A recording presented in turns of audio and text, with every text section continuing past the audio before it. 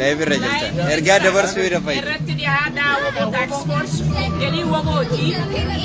Doolara tokko isin yoo bittan rasaasa tokko diinaan ajjeesan yoo baasa. Kanaaf qusatina ilmaan Oromoo. Maali rakkinni nurra jiru rakkinnan walooti malee kan addaa namni qabaatee miti yookaan fedhii gaara galanii bineensota miti rakkoon biyyaa jara san ijoollee xixiqqoo san baastee gaaratti galchitee rakkoon maraa biyyaan baasteedha namni biyya qabu silaa biyya Oromaan. Kanaaf ilmaan Oromoo waan feene taane bifa feene taane biyya feene jiraanne gabrummaadha kan dura jiru gabrummaa san darbachuudhaaf hidhannoodha. Hidhannoo ammoo waraana qabne gayaa irratti hirmaadhaa doolari keessan itti bahii doolara keessaniin argitan biyyarraa riippoortii yoo biyya muhatayyantan amanamne isin hatu jiru daily life waan isin jiru maachaa bittaanis maachaadha. Yoo donation godhu wallaaltan bitachuun wallaalina ka walitti wal qabaa ka walitti walii hirkoodhaa walii hirkoo haa ta'an jajjabaadhaan isin jira. Waboo gargaaruun dirqama lammummaa goonu, waboo gargaaruun dirqama oromummaa goonu, waboo biraa dhaabbannu gaachana hirreen keenya waboo qofaadha. Karaa biraa daandii biraatiin soluushin yookaan furmaan Oromoo kan dhufu hin jiru. Karaa yoo hidhanne yoo jabaanne yoo tokkummaa keenya jabeeffannee waboo wajjin dhaabbanne qofaadha kan nu gadadoo kana keessa dhuma kana keessa sanyii dhukkuba kana keessa bahuu dandeenyu. Kanaaf yaa Oromoo addee mara jirtan biyya jirtanis as jirtanis waboo kana bira dhaabbachuun dirqama oromummaa gochuun itti jiraata. Karaa kana malee waan biraan jiru waboon immoo biyya keessatti waan gochuutti jiru lafarratti qabatamaadhaan hojii hojjetaa jira.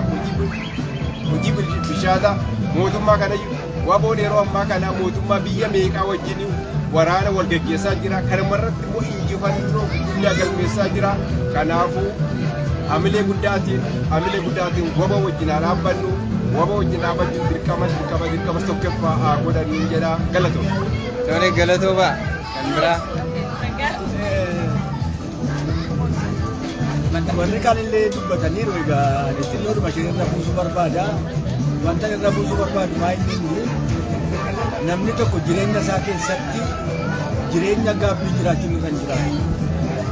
Maaliif har'a yoo afaan keenya qabannee teenyu waboo gargaaruu dhiibne waboo bira dhaabachuu dhiibne waboo jajjabeessuu dhiibne yeroo callumannee teenyu wanti nu yaadachuun nurra jiraatu hammuma callinne diina gargaaraa adeemna. Hammuma sosochoon immoo waboo jabeessaa adeemna. Jabinni waboo immoo fayyina keenya, jabinni waboo bilisummaa keenya, jabinni waboo birmadummaa keenya. Egeree keenya waa hundumaan iyyuu taanaan. Kanaatiif jireenya gaabbii nan jiru wayyoo otoo gaafa sanaan kan godheera ta'e. Maaliif kun ta'a? Wabooni baranni dhibbaan lakkaa'amee bosona lixaa Oromiyaa keessa ture hin yaadanna. Har'a garuu kumaatamaan lakkaa'ameetu ilaa bobosila kana kan hin nagamu hamma kiiloomeetirii 25 Finfinnee irraa fagaatee lolaa jiraa jedhan. Kana jechuun maal ta'a? Waboo hamma kana adeeme kana maal taatu mangaan tokko bira dhaabannee jennee dubbachuu waaqayyoo maa oolu.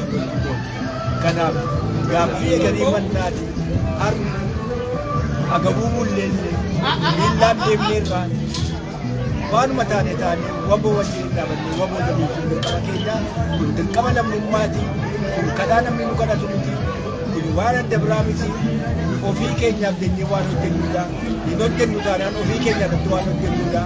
Kanaaf immoo jabaannee dhaabbannu waboon hawaaru. Galatoomaa hundi keessa galatoomaa.